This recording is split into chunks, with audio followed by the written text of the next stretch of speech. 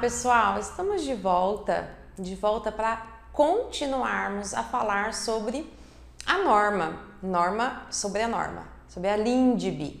Então, agora nós vamos falar um pouquinho sobre a aplicabilidade dessa norma, os efeitos que essa norma então pode gerar. Então a gente começamos a falar, né, acerca da existência da norma, como que uma norma vira norma, vimos quando que ela se torna obrigatória, qual o período da sua obrigatoriedade, vimos com relação ao seu nascimento, a sua revogação, vimos que às vezes, apesar de nós termos uma infinidade de leis, essas leis nem sempre elas são capazes de prever todas as situações jurídicas, então às vezes é necessária a integração normativa.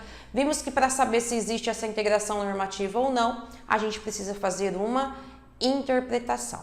Bom, agora eu quero falar com vocês um pouquinho sobre então os efeitos dessa norma, o alcance dessa norma, tanto no tempo quanto no espaço. Então, como é que funciona? E aí a gente tem que lembrar mais uma vez que o fato de uma norma ser aplicada em determinado tempo ou não, para o futuro ou para o passado, ou o fato de determinada norma ser aplicada no Brasil ou fora do Brasil, não é algo que fica ali sobre a vontade, a liberdade do legislador.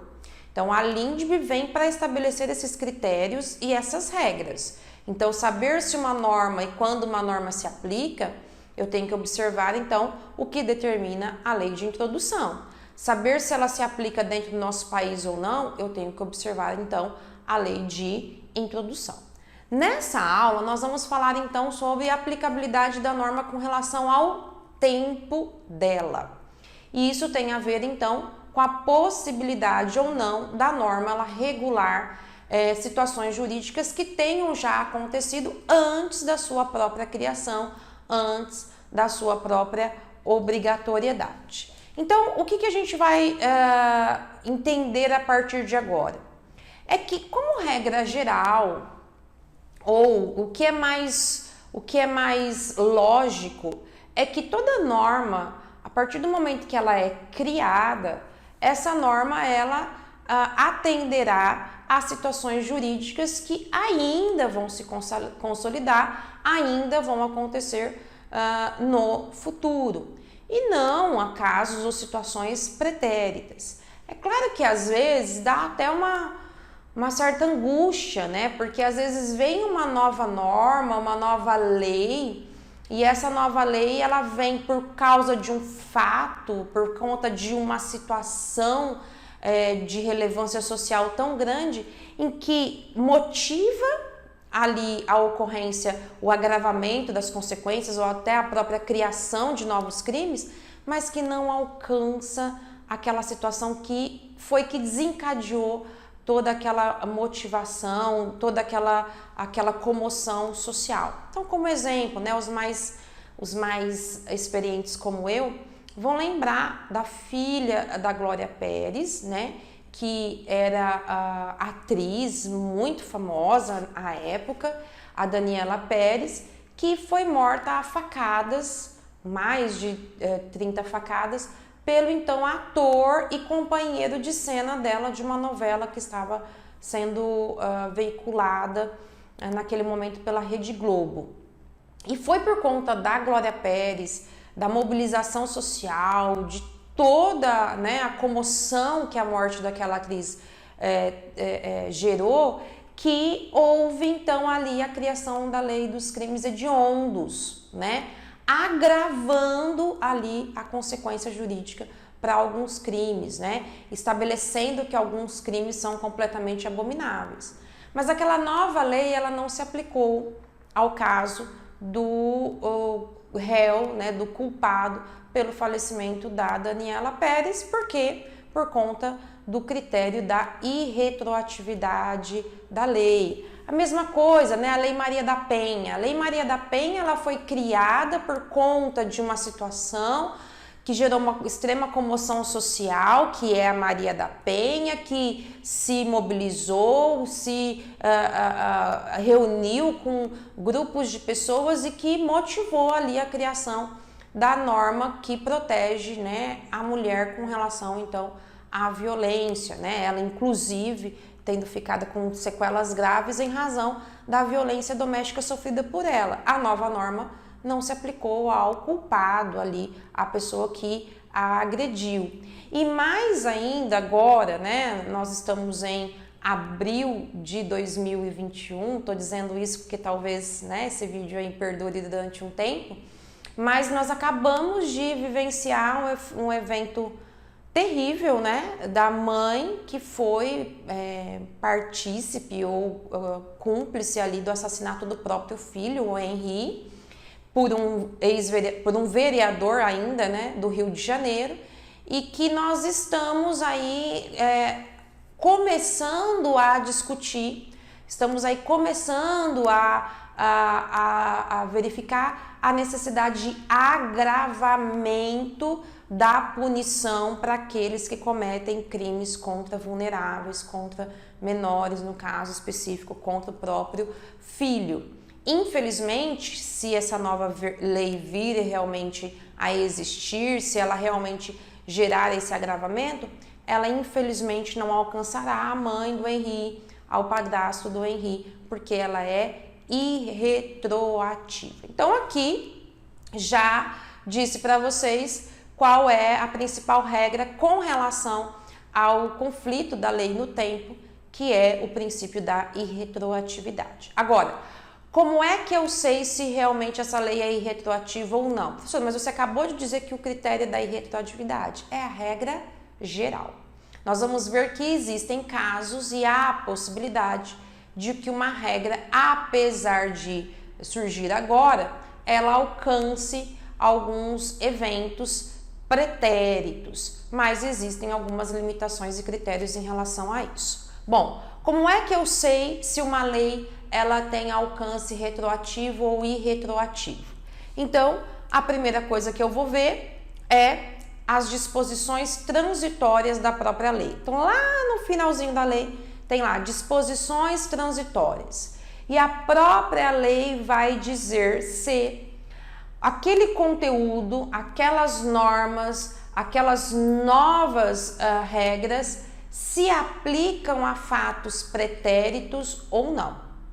Ou se aquela norma se aplica aos fatos atuais, contemporâneos e futuros. Então, às vezes, dependendo da questão social, dependendo de algumas circunstâncias, dependendo da relevância, uma norma ela pode vir e ter efeitos retroativos. Mas a gente vai ver que esses efeitos retroativos eles não podem acontecer de qualquer jeito. O legislador vai ter que se atentar a algumas regras estabelecidas aqui pela LINDB. Porém, para saber se ela é retroativa ou não, então a primeira coisa que eu olho é lá a disposição transitória da própria lei, porque o próprio legislador vai dizer se se trata de lei retroativa ou não. Não se fala nada nas disposições transitórias, então a regra geral é que se aplica o princípio da irretroatividade. Uma lei publicada, ela passa a valer a partir da sua publicação, a partir do término da vacatio legis, e ela gera obrigatoriedade, então, a partir dali do momento em que ela passa a vigorar. Tudo o que aconteceu do instante da sua vigência para trás será regulado pelas normas anteriores, pelas normas pretéritas. Aquela nova norma, ela só gera efeitos para frente, para os novos fatos, para os contemporâneos e para os futuros fatos. Agora, vamos ver que existem algumas regras em relação a essa irretroatividade e que existe a exceção da retroatividade, tá? Então, como regra geral, a nova lei, ela se aplica aos casos contemporâneos, aos casos pendentes e aos casos futuros. E ela pode até ser retroativa e será, se estiver constando lá das disposições transitórias, para atingir alguns fatos, para atingir algumas situações. Agora, de qualquer jeito, não. Então, o legislador pode dizer assim, não, olha, essa lei ela vai valer lá de janeiro de 2020 para frente, sendo que ela foi criada agora em abril de 2021. Se o legislador disser isso na disposição transitória, essa retroatividade ela só vale se essa lei não ofender a ato jurídico perfeito, direito adquirido e coisa julgada. Está lá no artigo 6º da LINDB. Então, até pode ser retroativa, desde que não ofenda essas três figuras, esses três institutos. E isso vai ter que ficar expresso lá nas disposições transitórias. Mas cuidado, não pode o legislador ir lá na disposição transitória e falar assim, olha, se aplica lá o casos pretéritos e se de repente eu comprovar que há um ato jurídico perfeito ou um direito adquirido, nem assim, mesmo que está constando lá nas disposições transitórias, a lei ela não vai retroagir para atingir, então, essas três figuras aqui. Então, não é porque o legislador simplesmente colocou que automaticamente ela é retroativa. Ela não pode, mesmo com a determinação do legislador, atingir ato jurídico perfeito, direito adquirido e coisa julgada. E aí, o que são essas figuras? O ato jurídico perfeito é o ato já consumado segundo a lei anterior, a lei que era vigente à época. Então, por exemplo, o casamento. O casamento, ele é um ato jurídico, então, que exige lá uma infinidade de formalidades. Então, nós passamos por todo o processo de habilitação, houve lá os proclames, as testemunhas, levamos todos os documentos, tudo de acordo com o que diz o Código de 2002. Aí, no dia do meu casamento, há ali a entrada em vigência de um código novo Código Civil. Então, nesse caso, esse novo Código Civil ele vai atingir todo esse processo de habilitação para o casamento, todo esse processo que eu tive até chegar à data do meu casamento? Não, porque tudo o que eu fiz foi através, então, de um ato que estava de acordo com a norma vigente à época. O ato ele foi sendo ali realizado de acordo com a norma vigente à época. Vamos imaginar que eu faço um testamento, né? Eu faço esse testamento e esse testamento ele é com base no Código de 1916. Vamos imaginar que meu avô fez um testamento e ele fez com base na vigência do 1916. Hoje nós estamos no Código de 2002. Pode ser que esse testamento que foi feito, elaborado com base no Código Civil de 1916, ele gera efeitos? Sim, por quê? Porque ele foi um ato jurídico praticado, realizado perfeitamente à luz do ordenamento à época. E não pode, então, uma nova lei vir e atingir ou querer mudar aquele ato jurídico, querer mudar aquela circunstância que, de forma correta, de forma lícita e legítima, atendeu à legislação àquela época. Nós temos também o direito adquirido. O direito adquirido é aquele que já se incorporou definitivamente ao patrimônio e à personalidade do seu titular, não podendo lei nem fato posterior alterar essa situação jurídica.